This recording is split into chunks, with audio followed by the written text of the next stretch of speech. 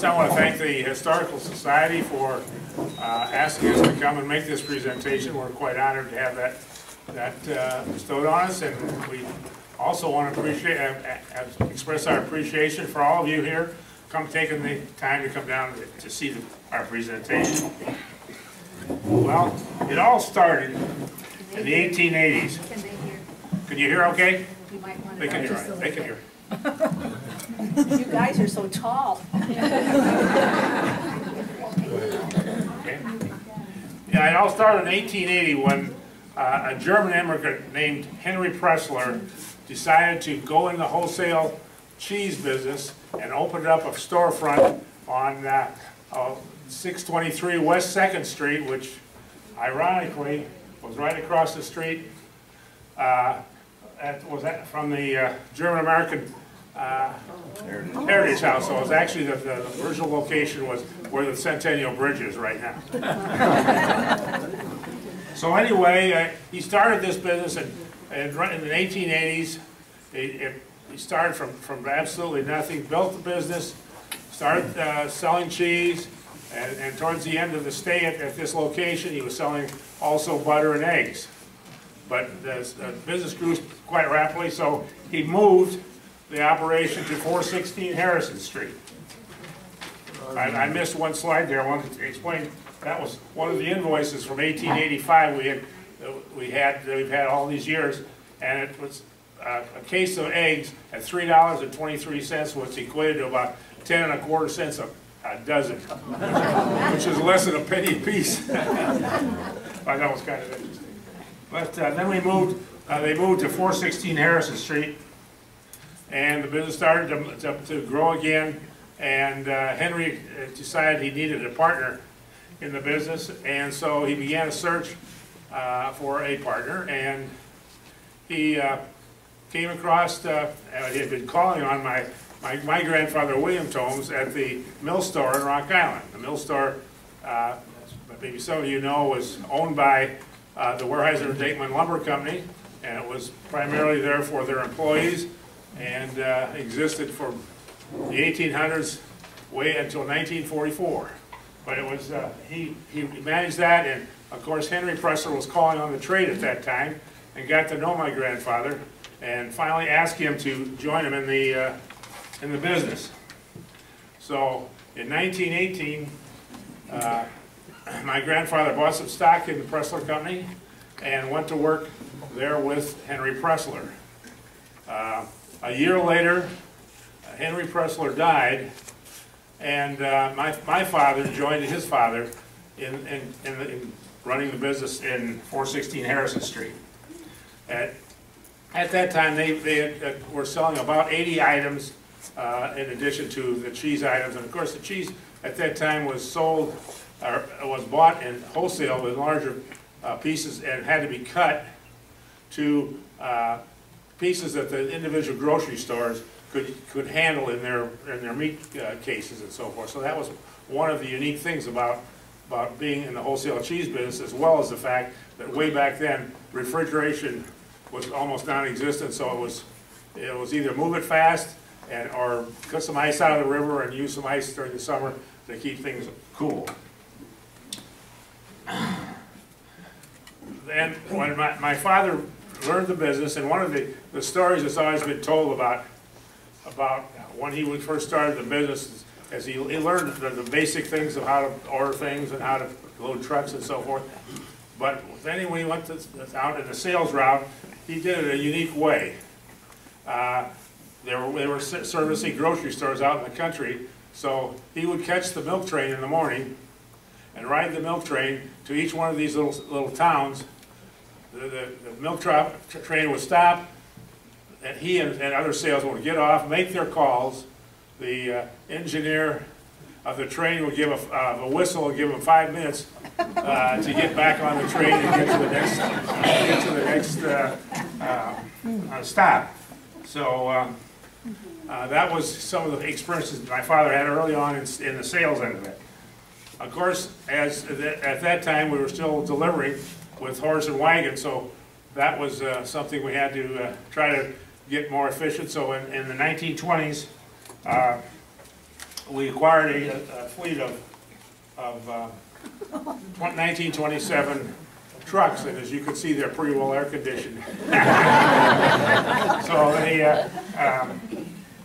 you had to make the deliveries fast, use a little ice and a blanket, and that was about it. Well, in the 1930s, they got really modern. They've insulated the trucks and put ice bunkers in there so that they could put ice in there to keep the load cool until it was delivered.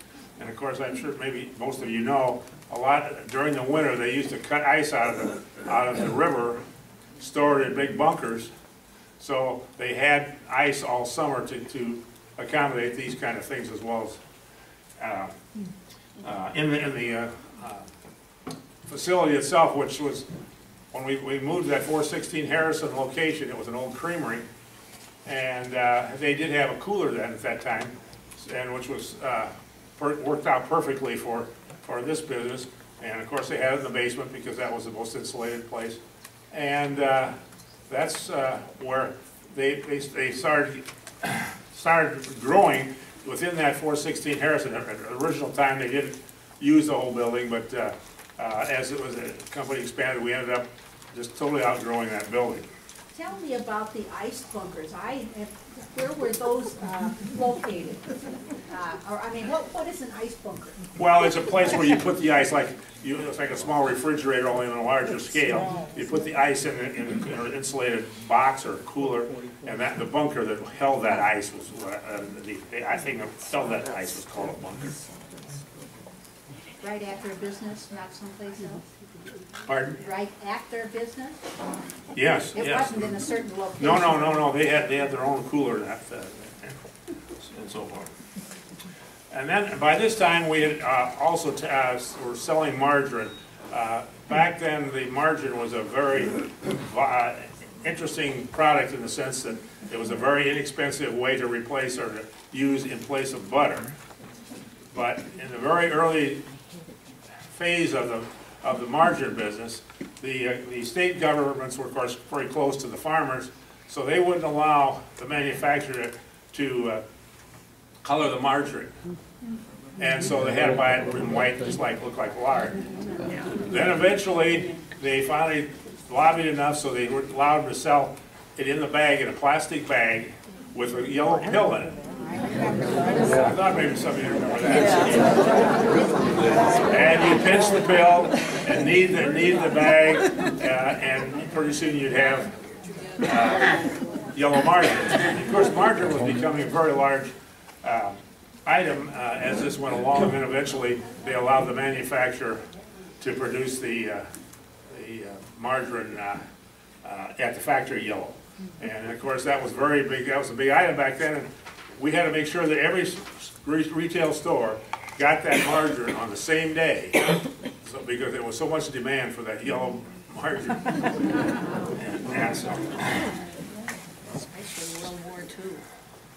Then, as things go on, my father developed a business, and they were operating within about a 90-mile radius of the Quad Cities.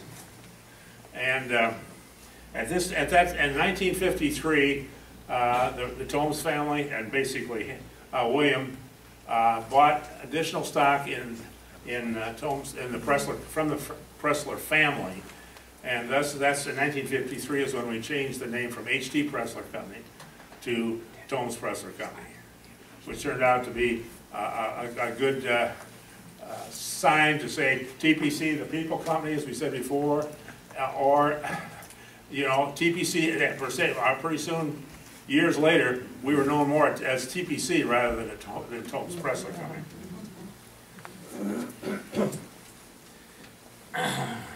Okay.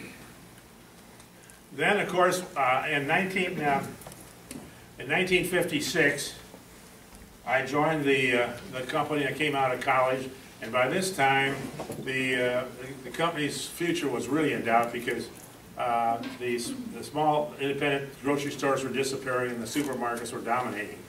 And of course they could buy direct from the manufacturer, so we really couldn't compete. So we had to find a different direction. I realized that basically when I came in the business that we had to do something. And so we were doing some business with some restaurants here and there with cheese and pickles and a few of those items.